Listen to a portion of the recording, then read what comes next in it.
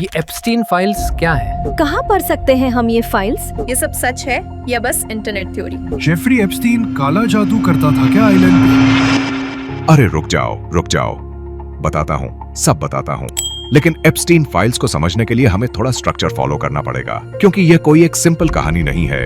इस टॉपिक को प्रॉपर्ली समझने के लिए हमें 4 सीधे सवालों का जवाब ढूंढना पड़ेगा। पहला, एप्स्टीन फाइल्स एग्जैक्टली हैं क्या? दूसरा, जेफरी एप्स्टीन था कौन? तीसरा, एप्स्टीन फाइल्स का सिलसिला शुरू कैसे हुआ? और चौथा, जो फाइल्स रिलीज हुई हैं उनमें एक्चुअली क्या मेंशन्ड है? चलिए शुरू करते हैं पहले सवाल से।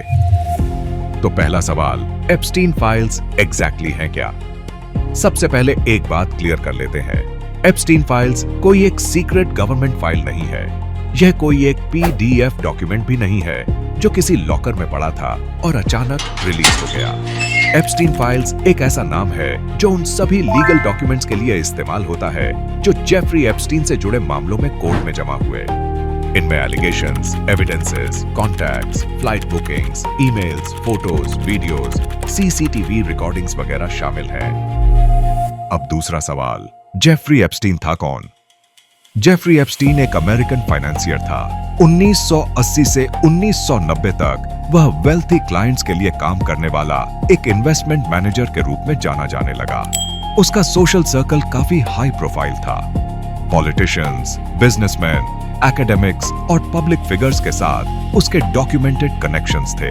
उसके पास मल्टीपल प्रॉपर्टीज थीं, जिसमें न्यूयॉर्क का टाउन हाउस, फ्लोरिडा का रेजिडेंस, न्यू मैक्सिको का रैंच और यूएस वर्जिन आइलैंड्स में एक प्राइवेट आइलैंड। लेकिन 2005 के बाद उसका नाम क्रिमिनल एलिगेशंस के कॉन्टेक्स्ट में सामने आया। 2008 में फ्लोरिडा में उसने solicitation of prostitution involving a minor के चार्ज पर अपनी कबूली दी।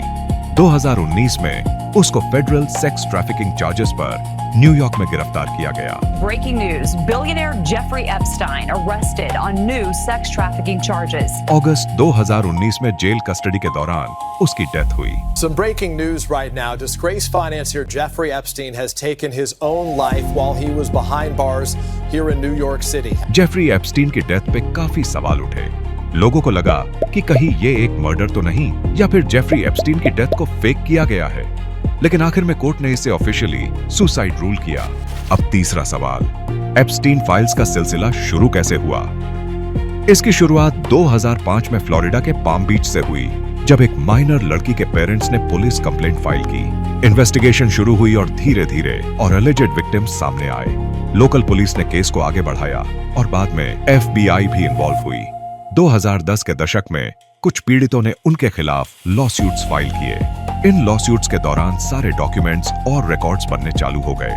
फिर 2019 में जब एप्स्टीन को अरेस्ट किया गया, तब लोगों की दिलचस्पी इस विषय में बहुत बढ़ गई। इसके बाद कोर्ट्स पर प्रेशर आया कि सील्ड रिकॉर्ड्स को पब्लिक में रिलीज किया जाए। यहीं से धीरे धीरे वह डॉक्यूमेंट्स पब्लिक होने लगे, जिन्हें आज लोग एप्स्टीन फाइल्स कहते हैं। अब फाइनली चौथा सवाल, जो फाइल्स रिलीज हुई हैं, उनमें एक्चुअली क्या मेंशन्ड है?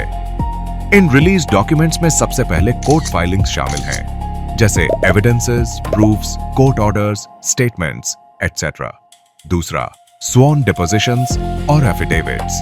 तीसरा, फ्लाइट लॉग्स, एप्स्टीन के प्राइवेट जेट के ट्रैवल रिकॉर्ड्स, जिसमें डेट्स और पैसेंजर नेम्स लिस्टेड थे। चौथा, कॉन्टैक्ट बुक्स, ईमेल्स और स्केड्यूलिंग रिकॉर्ड्स। और कुछ फाइनेंशियल और प्रॉपर्टी रिलेटेड डॉक्यूमेंट्स भी पब्लिक रिकॉर्ड का हिस्सा बने। सबसे महत्वपूर्ण बात यह है कि इन फाइल्स में मौजूद चीजें सिर्फ कोर्ट में पेश किए गए डॉक्यूमेंट्स हैं और न कि किसी आरोप के सबूत। यह है वह मटेरियल जो कलेक्टिवली एप्स्टीन फाइल्स के नाम से रेफर किया जाता है। इन्हीं सिलसिलों के अंतर्गत ग्लेन मैक्सवेल को 2021 में माइनर सेक्स ट्रैफिकिंग कॉन्स्पिरेसी से संबंधित चार्जेस पर 20 साल की सजा सुनाई गई। यह सारी एक्टिविटीज जेफरी एप्स्टीन की बहुत सारी प्रॉपर्टीज पर की जाती थीं। उनमें से एक प्रोमिनेंट नाम आता है एप्स्टीन आइलैंड का। असल में इसका नाम है लिटिल सेंट जेम्स, जो यूएस के वर्जिन आइलैंड्स में लोकेटेड है। अब सवाल यह उठता है कि जेफरी एप्स्टीन से और उसके आइलैंड से किस किस का कनेक्शन है। यह बात समझना जरूरी है कि इन फाइल्स में नाम आने का मतलब यह है कि वो व्यक्ति इन्हीं सब चीजों में शामिल था। एप्स्टीन फाइल्स में नाम आने के कई कारण हो सकते हैं, जैसे कि social contact, professional association, witness reference या सिर्फ किसी स्टेटमेंट में मेंशन होने की वजह से। अब बात करते हैं कुछ हाई प्रोफाइल नेम्स की जो रिलीज डॉक्यूमेंट्स में मेंशन हुए। Bill Clinton, Donald Trump, Prince Andrew, Alan Dershowitz, Bill Gates. Epstein files और उनसे संबंधित केसेस पर जांच अभी चालू है। ऐसे ही और फैक्ट्स को जानने के लिए लाइक, शेयर और सब्सक्राइब कीजिए ज्ञानी मंक को।